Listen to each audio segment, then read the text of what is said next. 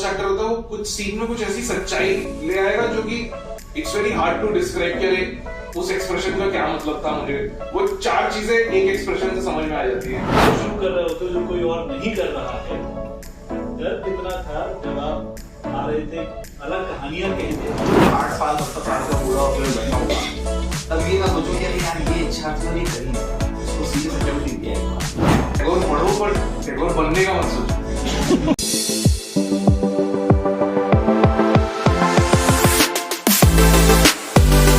शुरू किया तो फिर जिन्होंने शुरू किया उन्हीं को बुलाया जाए, जिन्होंने सारे नियम बदल दिए, समीकरण बदल दिए, जिन्होंने इतनी बड़ी स्क्रीन से हमारी स्क्रीन यहां तक ला दी कि सब लोग देख तो रहे थे पर अपने अपने कमरों में। तो फैमिली प्रोडक्ट बनाया, फैमिली इंटरटेनमेंट शोज बनाए और फैमिली एक साथ अपने अपने कमरे में देख रही थी वो शोज।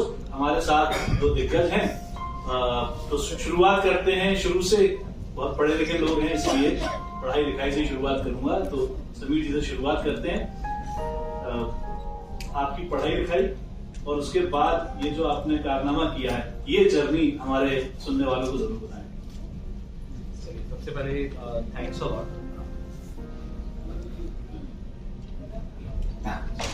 हाँ, सबसे पहले बहुत बहुत धन्यवाद यहाँ बुलाने के लिए। बहुत ऑनर्ड फील कर रहे हैं हम लोग not to be here in front of all of you. और जर्नी अगर पूरी बताने गए तो शायद हमारा पूरा समय ही खत्म हो जाएगा, तो संक्षेप में बताते हैं। तो बेसिकली हाँ, जैसे बचपन में मुझे मेरी एक्चुअली मैटरनल साइड पूरी म्यूजिशियंस हैं, they are all professional musicians. पापा मम्मी मेरे ऑल इंडिया रेडियो पे गाते थे एज अ हॉबी, तो घर में हमेशा से थोड़ा आर्ट का, म्यूजिक का माहौल था। तो हमेशा से इंक्लिनेशन था towards arts in some form और द अदर। और बहुत जल्दी मुझे ये भी लग गया था कि शायद मैं इसी में ही सीरियसली कुछ परस्यू करना चाहता हूँ। तो मैं जब शायद 8th-9th क्लास में था तो मुझे ये पता था कि पुणे में एक फिल्म इंस्टीट्यूट है, मुझे नहीं पता था कि IIT क्या होता है। लेकिन जब 10th में पहुंचे तो उस समय मैंने एक प्लान भी बना लिया था अपने पेरेंट्स को बताने के लिए कि पापा ऐसा है कि 10th बोर्ड होता है तो मैं बोर्ड करूंगा, 12th बोर्ड होता है तो बोर्ड करूंगा, 11th खाली है तो 11th में मैं चला जाऊंगा पुणे और वहां चला जाऊंगा फिल्म इंस्टीट्यूट। अब पापा मुझे लगा कि ये क्या बातें हो रही है। तो जैसा उस समय था कि उन्होंने कि अरे बचपना है, समझ में नहीं आ रहा है चीजों का। तो जैसा पढ़ाई में अच्छे थे तो पढ़ाई में लगे रहे। अब वो भगवान की वजह से इतने ठीक ठाक थे कि IIT में निकल गए, तो फिर ये कहानी पीछे ही रह गई। फिर IIT हुआ, फिर जॉब भी चालू किया मैंने। US में था, मैं कंसल्टिंग कर रहा था, वहाँ पे दुनिया भर घूम रहा था। लेकिन कहीं ना कहीं ये दिल में इच्छा थी कि इस फील्ड में जो चीज करनी थी वो एक बार सीरियसली परस्यू करनी थी। तो वो क्लियर था कि लाइफ में जब ऐसा 60 साल 70 साल का बूढ़ा होकर बैठा हूँ तब ये ना सोचो कि अरे यार ये इच्छा थी और ये करी, इसको सीरियस अटेम्प्ट नहीं दिया एक बार, मैंने वो तो करना है। तो फिर मैं इंडिया वापस आया और शादी भी हो चुकी थी और जस्ट बिफोर मैं फादर बनने वाला था तब मैंने घर वालों पे ये बॉम्ब फोड़ दिया कि मैं जॉब छोड़ रहा हूँ और मैं फिल्म इंडस्ट्री में जाऊँ।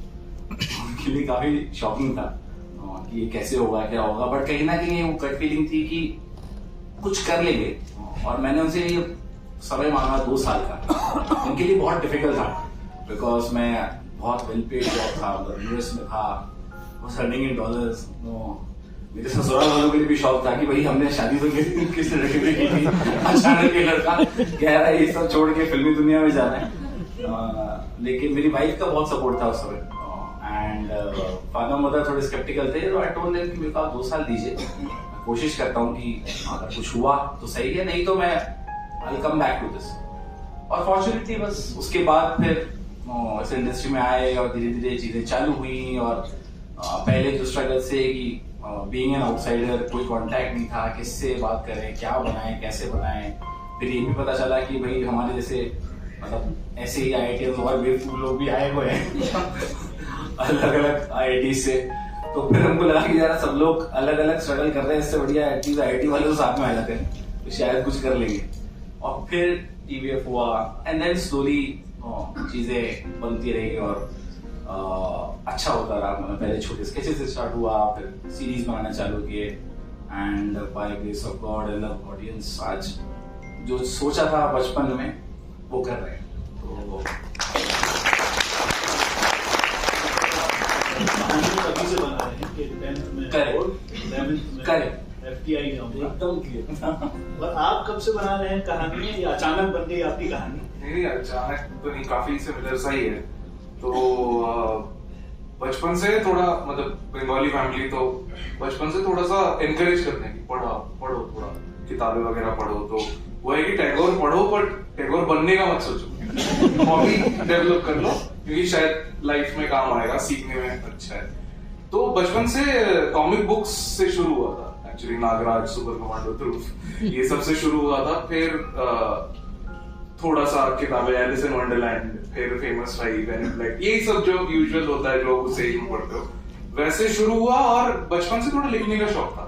तो एक दोस्त था मेरा जो वो भी किताबें पढ़ता था, तो सिर्फ मैं लिखता था और वही पढ़ता था। आज भी जो मैं लिखता हूँ मोस्ट ऑफ द टाइम्स वही पढ़ रहा होता है। शुरू में देवेश नाम है मेरे दोस्त। Devesh, thank you so much, आपने इतने बड़े टैलेंट को आते रहे। एक्चुअली हाँ, वो काफी मेरे आई थिंक 9th तक 10th पे तो बंद हो ही जाता है सब। 9th तक जो भी लिखा उसी ने पढ़ा। और वही 10th 11th 12th में वही था कि जैसे समीर को पता था FTI का, मैंने भी सुना कि FTI नाम की चीज थी, बट मेरे पेरेंट्स कन्विंस थे कि ये मैथ साइंस में अच्छा है तो इसको IIT निकालना है। तो हमारे जमाने में वो होता था, साइबर कैफे होता था, घर पे इंटरनेट नहीं होता था, तो साइबर कैफे पे जब आप IIT का प्रोस्पेक्टस वगैरह देखने जाते थे तो तब मैं चुपके से FTI देखता था और मुझे तब पता चला कि यार कोई कोर्स ही नहीं है 12th के बाद। तो वही था कि फिर IIT गए। और IIT में एक्चुअली तो उससे पहले सिनेमा मतलब वही होता था कि मिथुन चक्रवर्ती और वही ना 90s में, हाँ वैसे वाली फिल्म थी। तो वहां पे जाके एक्चुअली वर्ल्ड सिनेमा देखा, तो कितनी सरप्राइजिंग बात, IIT में जाके वर्ल्ड सिनेमा देखा। बट अब वर्ल्ड सिनेमा देखा और वहां पे जाके अचानक से दिमाग खुल गया कि यार इतनी तरह की कहानियां होती हैं जहाँ पे आपको जरूरी नहीं कि हीरो विलेन हो, कई बार एंटी हीरो भी कुछ होता है, कई बार बहुत कॉम्प्लेक्स चीजें आप कह सकते हो, हमेशा बाकी मौत का बदला नहीं लेना है, कुछ छोटी चीज भी हो सकती है। तो वो सब देख के बहुत लगा कि in fact black and white movies देख के, यूरोप की ब्लैक एंड व्हाइट फिल्म देख के लगा कि अरे ये तो बहुत सिमिलर है हमारे कल्चर से। जो मैंने फिल्में देखी हैं पुरानी, वैसे कुछ बहुत ऐसे रिजेंबल, राज कपूर की पुरानी फिल्में देख के लगता था कि अरे ये तो सोसाइटी, और ऐसी फिल्म मैंने पहले नहीं देखी। तो वही लगा कि वो बहुत फीलिंग थी कि हमारी जो जनरेशन की जो चीजें हैं, मतलब वहां पे भी IIT में भी जो प्लेस वगैरह होते थे, तो वहां पे भी आई थिंक नाटक में इन्वॉल्व हो गया था, थिएटर वगैरह हो गया था, बट हम लोग वही पुराने प्लेस करते थे। तो ऐसा लगता था कि हमारे जो प्रेजेंट जनरेशन के जो इश्यूज हैं उस पे कोई कुछ कहानियां क्यों नहीं बनती है। हम जिस दुनिया से आते हैं उस पे, जैसे हम जब भी यंग लोगों को देखते हैं फिल्म्स में ना, तो वो ओपन जीप में घूम रहे होते हैं। मैंने आज तक किसी को फिल्मों में किसी भी स्टूडेंट को पढ़ाई करते नहीं देखा, हमेशा सब कोई पार्टी कर रहा होता है। जबकि मुझे भी लगता है, मैं मेरे दोस्त हम तो प्लेसमेंट की चिंता है हमें, हम एग्जाम के लिए प्रिपेयर, ये मैंने कभी नहीं देखा स्क्रीन पे। तो ये ऐसे कैरेक्टर्स होते होंगे तो ऐसे लोगों की कहानियां क्यों नहीं बना। तो फिर वहां से आइडिया आया कि हमेशा वो क्यों होता है कि घर वालों से झगड़ा करके प्यार करना है, ऐसा भी तो हो सकता है कि दो प्यार करने वाले उनको घर नहीं मिल रहा, इससे छोटी चीज पे क्यों नहीं बन सकती कहानी। तो वही आइडिया था और थैंकफुली लाइक माइंडेड लोग मिल गए। और फिर वही मेरा वही था कि 2-3 साल कोशिश करके देखते हैं, अगर कुछ हुआ तो अच्छी बात है, तो थैंकफुली अगर हो गया 1-2 सालों में कुछ तो। लेकिन जो कुछ कुछ हुआ है उस कुछ कुछ से जब शुरुआत कर रहे होते हैं, अभी तो बड़ा अच्छा लग रहा है कहने में, सारी बातें सुनने वालों को मजा आ रहा है, बताओ यार अच्छे वाले पढ़ रहे थे, नौकरी करके नौकरी छोड़ी, ये देखिए ये साहब घर वाले दोस्त मिल गया पढ़ने वाला। लेकिन जब आप शुरू कर रहे होते हो, वो शुरू कर रहे होते हो जो कोई और नहीं कर रहा है, डर कितना था जब आप आ रहे थे अलग कहानियां कहने, वो कहानियां कहने जिनके बारे में आज 2022 में हम बात कर रहे हैं कि वो नायक बन गई हैं।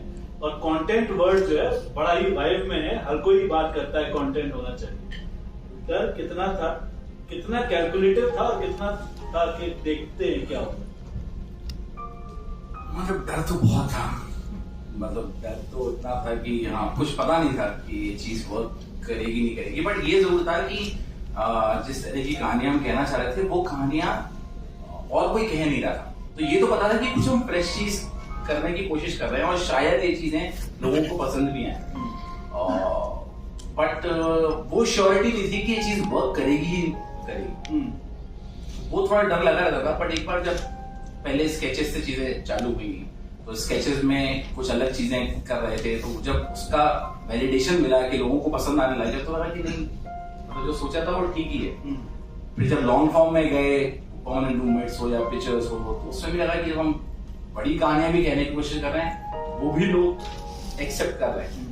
तो फिर वो धीरे धीरे डर थोड़ा सा कॉन्फिडेंस में भी तब्दील होता रहा, बट था शुरुआत में था डर, बट वही जैसे मैंने कहा कि ये भी था कहीं ना कहीं एक पॉजिटिव थॉट ये भी था कि शायद ये नई चीज है तो लोगों को पसंद तो आएगी और आनी चाहिए। ऐसा क्यों है कि मतलब ये कहानियां कोई कह ही नहीं रहा, और फॉर्चुनेटली जैसी वो कहनी चालू करी तो लोगों ने ऐसा कि हाँ ये तो हमें देखना है।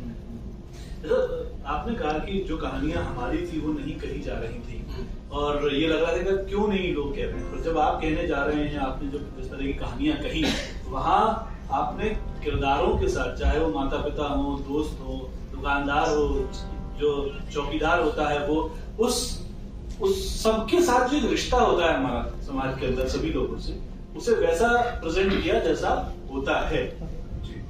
ये जब आप कर रहे थे, लिख रहे थे या इस तरह की चीजें जब आप बना रहे थे, तो कहीं लग रहा था कि यार ये तो हो ही रहा है, मतलब लोग पसंद करेंगे नहीं करेंगे इसको, मतलब ऐसा ना लगे कि क्या ही इसमें क्रिएटिव है?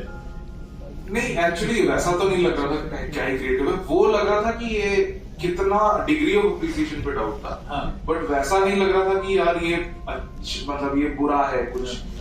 वो एक हमेशा रहता है कि जब आप कुछ नई चीज कर रहे होते हो ना, जब कोई टेम्पलेट में नहीं बैठती, तो आपको भी थोड़ा वक्त लगता है उसको एक्सेप्ट करने में कि अच्छा हाँ ये फॉर्म है इस चीज का। आपको शायद कई बार आप सुनाते हो लोगों को, कई बार जब नरेशन में वैसा फीडबैक आने लगता है तो आपको समझ में आ जाता है कि हाँ ये सही बैठा है और ये वर्क करेगा। उसके बाद वो वाली चिंता नहीं होता। जब एक्टर्स भी आते हैं, जब आप आंखों के सामने उसको ट्रांसफॉर्म होते हुए देखते हो, तो फिर मतलब अपने आप समझ। आई थिंक जो समीर ने बोला ना, उसमें एक चीज उसमें वही ऐड करना चाहूंगा, जब हम शुरू कर रहे थे तब शायद इंडस्ट्री वाइज भी ना वो समझ नहीं थी, क्योंकि किसी को नहीं पता था कि ये चीज इतनी बड़ी बन जाएगी। मतलब हम 2015-16 में जब किसी पैनल में जाते थे तो उसका नाम होता था is web series the future. और हमें तब लगता था कि ये फ्यूचर नहीं, ये प्रेजेंट है, ये हम उसी दुनिया में हैं। और एक्चुअली ट्रेडिशनल मीडिया थोड़ा कैचअप ही कर रही थी, और वो हमने देखा कि शायद क्योंकि हम यंग थे, हमें टेक्नोलॉजी समझ में आ रहा था, जैसे शायद यूएस में उस टाइम यूट्यूब ग्रो हो रहा था, तो हमें समझ में आया कि ये चीज 3-4 साल बाद ही से पर आएगी तो इंडिया में। तो वो कैलकुलेटेड रिस्क ही था। क्या वो अगर 5 साल का 7 साल हो जाता तो शायद हमें दिक्कत हो जाती, बट वो चलो 5 की जगह 3 में हो गया तो हमें फायदा ही हुआ। तो वो तब फ्यूचर था। और अब कोई ऐसा तो नहीं है इस रूम में जो वेब सीरीज देखता ही ना हो? कृपया हाथ उठाएं। सभी देखो। फ्यूचर प्रेजेंट बहुत तगड़ा प्रेजेंट है।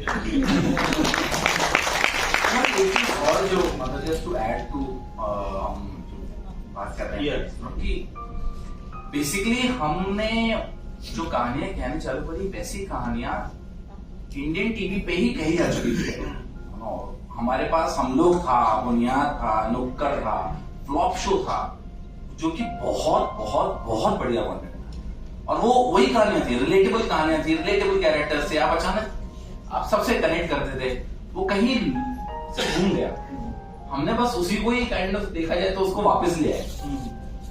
वही चीज अगर वापस कहेंगे, फ्रेश तरीके से कहेंगे, तो लोग आज भी देखेंगे और वही हुआ। नहीं, लेकिन फिर भी कहीं ना कहीं एक चीज तो हम सब मानते हैं, और जो ये कहते हैं कि जो नहीं मानते वो भी अंदर से तो मानते ही होंगे कि ये जो आपने ब्रेक किया है कैरेक्टर्स के साथ रिलेशन, वो बड़ा इंपॉर्टेंट रहा। जैसे आपकी कहानियों में पिता का किरदार वो पिता नहीं है जो हमेशा से रहा हमारी फिल्मों में, जो हमेशा डराता रहा या बहुत ही बेचारा दुखी और दलित रहा, वो नहीं था। आपका पिता, आपके कैरेक्टर्स वो थे जो हमें दिख रहे थे, ये हमारे अंकल हैं, ये हमारे ताऊजी हैं जो ऐसे बिहेव करते हैं। तो ये बड़ा चैलेंज था। लेकिन जब आप बनाने जाते हैं, जब आप समझाने जाते हैं, खासतौर पर प्रोड्यूसर्स को जब समझाने जाते हैं, तो वो बड़ा चैलेंज होता है कि वो मानेंगे या नहीं मानेंगे। वो रहा, वो कैसे आपने टैकल किया? वो तो रहा, बट आई थिंक वो जैसे मैंने कहा ना कि पहले छोटे छोटे स्केचेस से थोड़ा सा वैलिडेशन मिलना चालू हुआ। तब जब हमने परमानेंट रूममेट्स बनाया तो एक स्पॉन्सर था हमारे पास। जब परमानेंट रूममेट्स बाहर गया तब एटलीस्ट लोगों ने ये एक्सेप्ट किया कि अच्छा ये लोग एक लॉन्ग फॉर्म कहानी भी कह सकते हैं, मतलब सिर्फ छोटे छोटे स्केचेस नहीं, ये एक पूरी बड़ी कहानी भी कह सकते हैं। तो फिर उसके बाद इट हेल्प्ड कि हम पिक्चर्स के लिए स्पॉन्सर लेके आ सके, उनको कन्विंस कर सके कि देखो हमने किया है ये चीज, हमने परमानेंट रूममेट्स में की है। जब पिक्चर्स और बड़ा सक्सेस हो गया तब हमें हेल्प हुई कि हम ट्रिपलिंग के लिए वो चीज कर सके। और वही चीजें जब हम ओटीटीज के पास गए तो उसी कन्विक्शन, बिकॉज ओटीटीज के पास जब अमेज़न नेटफ्लिक्स भी आया इंडिया में तब उन्होंने भी काम देख रखा था हमारा, तो दे न्यू कि ये लोग जो बना रहे हैं ये मतलब ठीक बना रहे हैं। तो फिर थोड़ा हमें उनको समझाना, उनको सेल करना इजी रहा। उनको पंचायत जैसी कहानी भी बहुत लंबे डिस्कशन होते थे। मुझे भी याद है कि अमेज़न प्राइम के साथ जब पंचायत का पहला एपिसोड उनके पास गया था तो उन्होंने कहा कि यार ये बहुत स्लो है। उनका मिर्जापुर हिट हुआ था उस समय पहले, और वो they were also not wrong। उन्होंने कहा यार मिर्जापुर चला है, इसको थोड़ा पेसी रखते हैं, इसको फटाफट काटते हैं, वो जल्दी रखते हैं स्टोरी पर।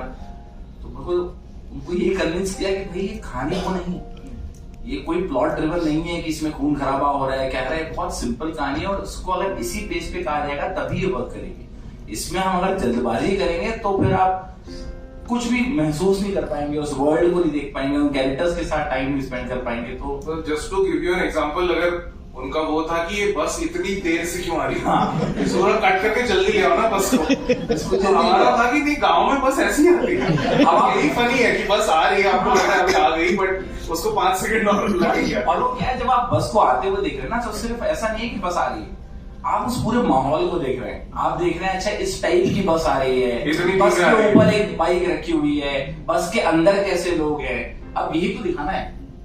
अब इसी में अगर आपने कटौती कर दी फिर तो बस टेम्पो प्लेन ले आओ।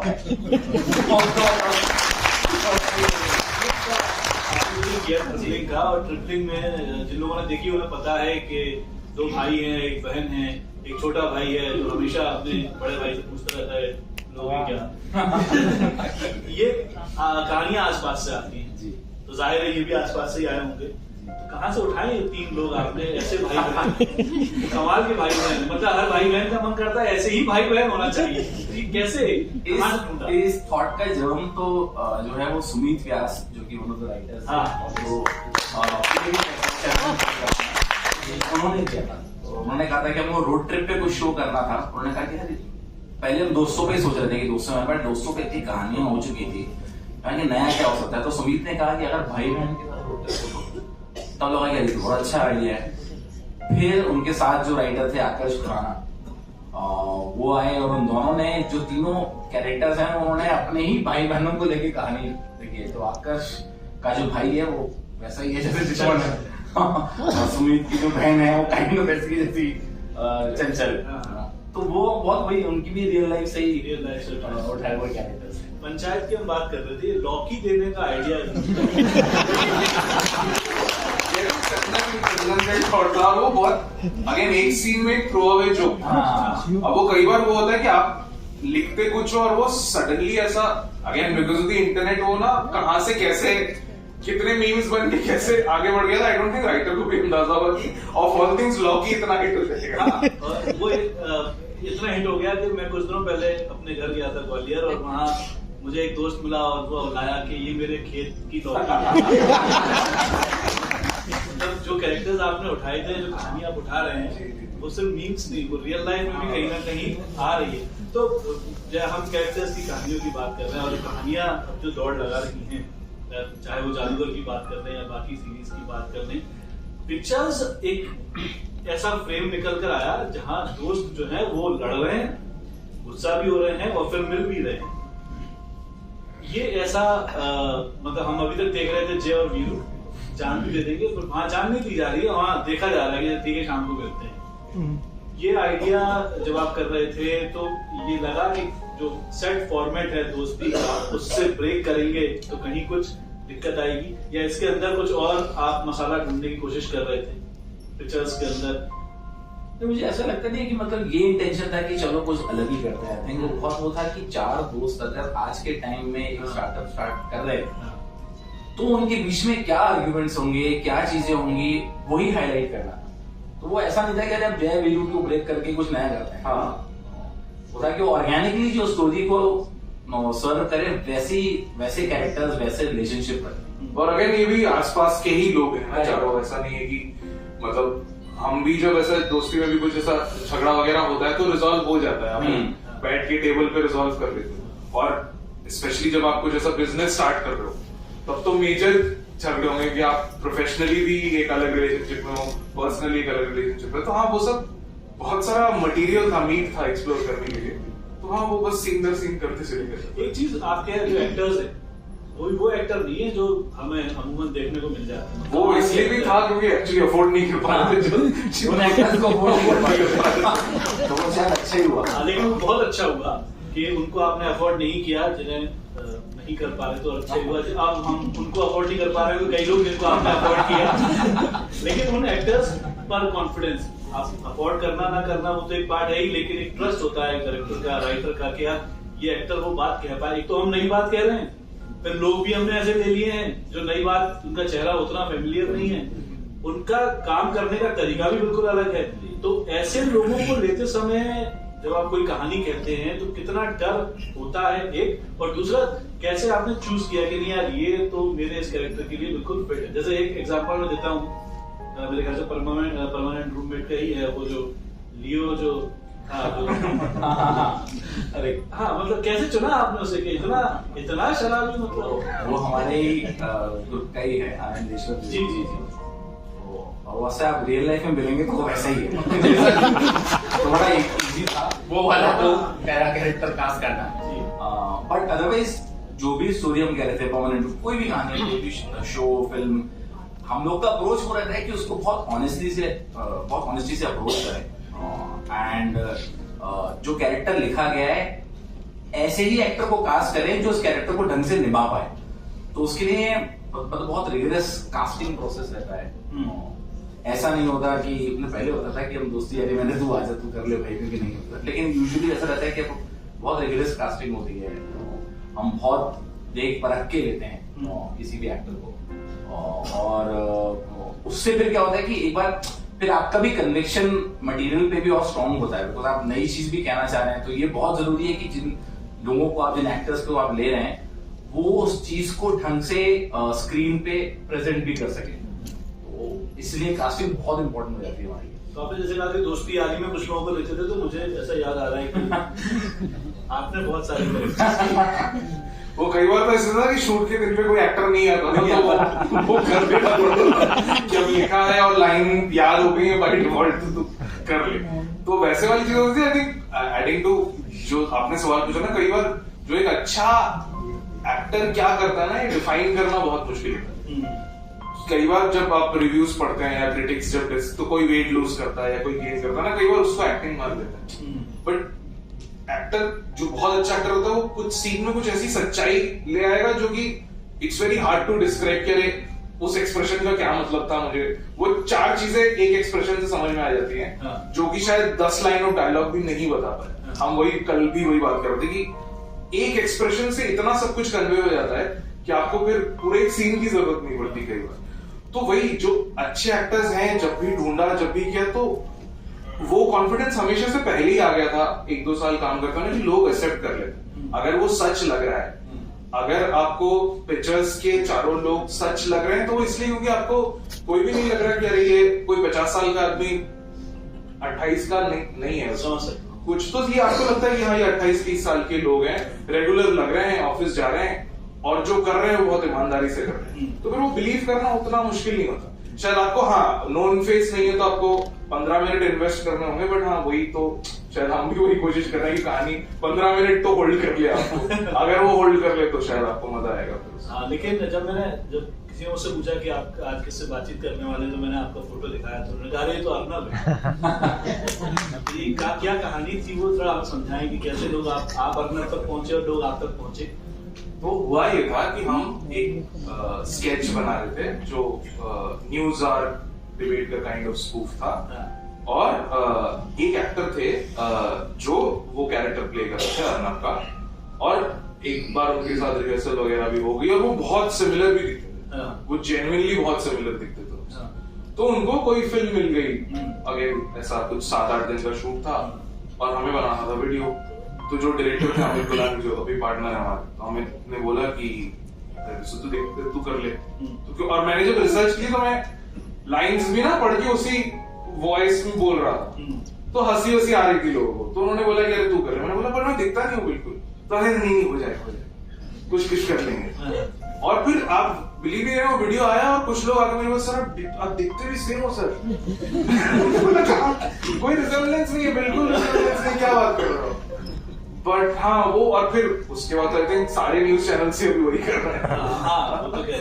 पर जब ये आप कर रहे थे और उसके बाद काफी सारी चीजें, मतलब वो वीडियो हिट हो गया, उसके बाद तो खैर कोई बात ही नहीं है और वो लगातार चल गया, तो आपको ऐसा लगा नहीं कि यार ये मेरे अंदर छुपा हुआ टैलेंट था जो मैंने किसी ने भी नहीं देखा?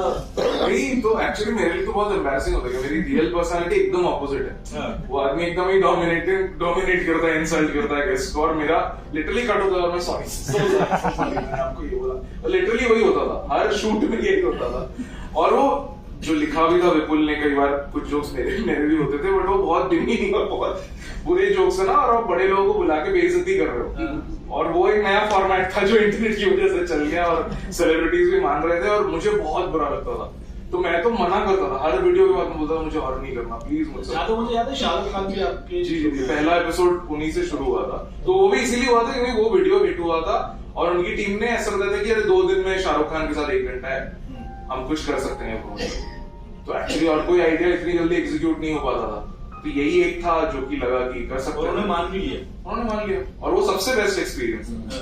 वो सबसे बेस्ट एक्सपीरियंस था क्योंकि एक तो आप सुनते हो शाहरुख खान के बारे में कि अरे ऐसा इंसान बहुत अच्छे हैं और बहुत स्टार है, और फिर वो आते हैं और आपको लगता है कि अरे जो भी सुना था वो कम सुना था, ये आदमी तो उससे भी ज्यादा हम्बल है, ये तो स्टार है ही नहीं, तो एक्टर है। और मतलब कई बार वैसा होता था कि वो 5 मिनट में भूल गया कि ये शाहरुख खान है और मैं पहली बार बात कर रहा हूँ। He was a co-actor, proper give and take scene में चल रहा था। और उस वीडियो में जो भी आई थिंक 80% तो इम्प्रोवाइज है। कुछ सवाल है मेरे जो लिखे हुए हैं, बट बाकी सब इम्प्रोवाइज है, वो बैक एंड फोर्थ में ही। तो अब मैं एक ऐसा सवाल पूछने जा रहा हूँ जो सबको पता है। पोशंपा भाई, पोशंपा एक गेम होता है, सबने सुना होगा उसके बारे में। जिन्होंने नहीं सुना उन्हें बताया, तो बच्चे खेलते हैं पोशंपा भाई, पोशंपा डा किया ने क्या किया।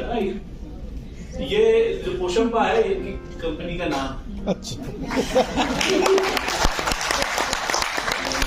अब आप सोचिए, नाम रखते हैं किसी प्रोडक्ट का, किसी कंपनी का, कितना दिमाग लगाते हैं, बड़े बड़े इंटेलिजेंट लोग, ये ऐसा होना चाहिए, वैसा होना चाहिए। अभी मैंने जब पूछा था कैसा रखा, तो ऐसे ही सोचा कि आप ही बताएं, मतलब कैसे पोशंपा तक पहुंची कहानी? नहीं मतलब ऐसे ही सोचा। खेलते हैं लोग, मतलब बच्चे खेलते हैं और बच्चे खेलते हुए अलग अलग कहानियां कहते हैं। हमें भी वही कहानियां, हम भी खेलते खेलते कहानियां कहना चाहते हैं, इसलिए बहुत अप्रोप्रिएट लगा कि पोशंपा नाम रखा जाए। और कोई बहुत ज्यादा डीप थॉट था नहीं उसके पीछे। बस I think just simplicity of जो पोशंपा में होता है ना, कि आप जब बचपन में कहानियां कह रहे हैं तो एक इनोसेंस है, आप बहुत प्योरिटी से एंजॉय कर रहे हैं कहानियां कहते कहते खेलते हुए। वही इंटेंशन है कि हम भी जब कहानियां कहें तो बहुत प्योरिटी से, बहुत कोई प्रिटेंस ना हो उसमें, प्रिटेंस ना हो उसमें। इसीलिए पोशंपा रखा और बहुत इंडियन भी फील हुआ कि ऐसा कुछ नाम रखते अंग्रेजी वाला जो मतलब प्रोनाउंस करने में डिफिकल्ट लगे और बहुत आर्टसी लगे, बहुत रूटेड और इंडियन रखते हैं तो शायद बेहतर हो, तो इसलिए। तो ऑनेस्टी आप देख रहे हैं आपके नाम में, पूरी ऑनेस्टी आप ढूंढते होंगे आपके काम में भी। आपके कंटेंट के अलावा जो आप बना रहे हैं, उसके अलावा किस तरह का कंटेंट आप लोग कंज्यूम करते हैं, बाकी जगह जो काम हो रहा है उसके बारे में आप क्या राय है? मतलब हम एक्चुअली हम दोनों तो बहुत ज्यादा देखते हैं, सब कुछ चैनल कर लेते हैं, चाहे इंडिया में जो कंटेंट बन रहा है वो, बाहर जो कंटेंट बन रहा है वो, और आई थिंक वो बहुत जरूरी भी है हमारे लिए भी, बिकॉज हमको भी सीखने को मिलता है बहुत सारी चीजें जब अच्छी चीज बाहर बनती है या इंडिया में भी बनती है, और ये भी सीखने को मिलता है कि क्या क्या नहीं करना चाहिए। तो आई थिंक वो दोनों चीजों के लिए बहुत इंपॉर्टेंट है कंटेंट देखना। और सब देखते हैं, मतलब आई थिंक इंडिया में भी बहुत सारी ऐसी चीजें बनी हुई है जो लोगों को नहीं पता है, जो बहुत अच्छी बनी हुई है। इट्स जस्ट दैट कि शायद वो किसी ऐसे प्लेटफॉर्म पे हैं या अभी तक डिस्कवर्ड नहीं है।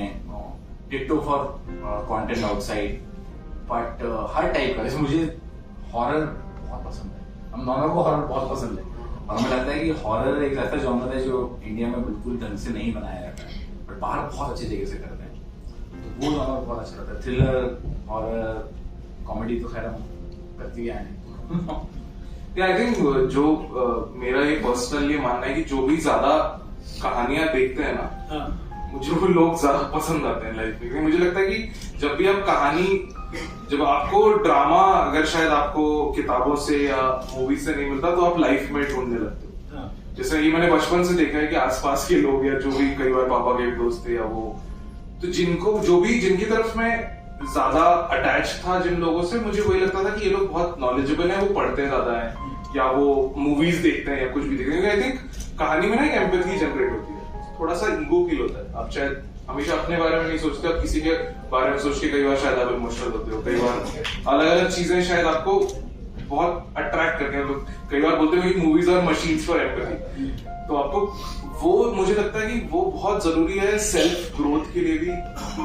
फॉरगेट कि आप क्रिएटिव बनना चाहते हो या नहीं चाहते हो। मैंने हमेशा ये फील किया कि जब भी मैं ज्यादा देख रहा हूँ या मैं ज्यादा पढ़ रहा हूँ, मैं ज्यादा खुश हूँ लाइफ में, शायद मुझे खुशी मिल रही है, क्योंकि वो शायद आई थिंक रोटी कपड़ा मकान के बाद कहानी एक बहुत बेसिक नीड है इंसान की। जब इंसान शायद पहले जब अर्ली मैन था, तब शायद आग लगा के सब लोग कहानी, आज कैसे मारा उसको या हंट कैसे किया जानवर को, उसी की कहानियों से शुरू हुआ वो। और आई थिंक वो बहुत नीड है, और वो किसी ना किसी फॉर्म में तो हमेशा कहानी कंज्यूम करना ही चाहिए। और अगर आप नहीं कर रहे हो तो फिर शायद, मतलब तो आपका ही नुकसान है। शायद वो देखते रहना और अलग अलग चीजें देखना, ये नहीं कि बस ये पसंद है, खुद को थोड़ा सा एक्सपेरिमेंट करके भी देखने से कई बार शायद जो पहले भी कुछ लोगों का होता था कि रीजनल नहीं देखना या ये लैंग्वेज का वो बैरियर होता था, बट आई थिंक अभी हम अप्रिशिएट कर रहे हैं साउथ का सिनेमा या अलग अलग देशों का सिनेमा। वो इसलिए भी क्योंकि एक बार आप वो ट्रांसलेट करोगे, आपको लगोगे कि लोग हर जगह सिमिलर है, प्रॉब्लम्स हर जगह सिमिलर है, और इट इज जस्ट जो भी डिविजन है वो माइंड में है। तो आई थिंक इंटरनेट और टेक्नोलॉजी की वजह से वो भी हुआ है कि एक डेमोक्रेसी हो गई है।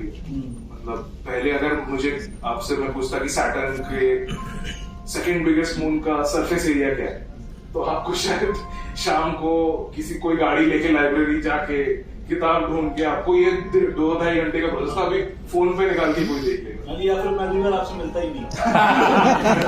ये तो बहुत बड़ी सवाल पूछना है। बट जब इतना एक्सेस रहता है ना, तो आई थिंक ये हम वो नहीं कह सकते कि यार सीखने को नहीं मिला। सीखने के लिए पूरा इंटरनेट है, आपको जो स्क्रिप्ट चाहो, आप जो किताब चाहो, सब कुछ अवेलेबल है। बस आप पे है कि आप कितना देख के कितना पढ़ के सीख सकते, वो है। देखने से एक चीज, मजेदार चीज जो आजकल घर पे होती रहती है कि आप देखना, कंटेंट देखना पार्ट ऑफ जॉब है। तो मैं अगर लैपटॉप लेके बैठा हूँ और मैं कुछ देख रहा हूँ, तो बेटा आएगा मेरा पास, बेटा आके पापा क्या कर रहा हूँ, मैं काम कर रहा हूँ, डिस्टर्ब हूँ, तो थोड़ा साइड में आके देखेगा, देखने की तो पिक्चर देख रहा है और चिल्ला के सब ताली बजा के जब टॉन्ट मार के, वाह ये इनका काम हो रहा है।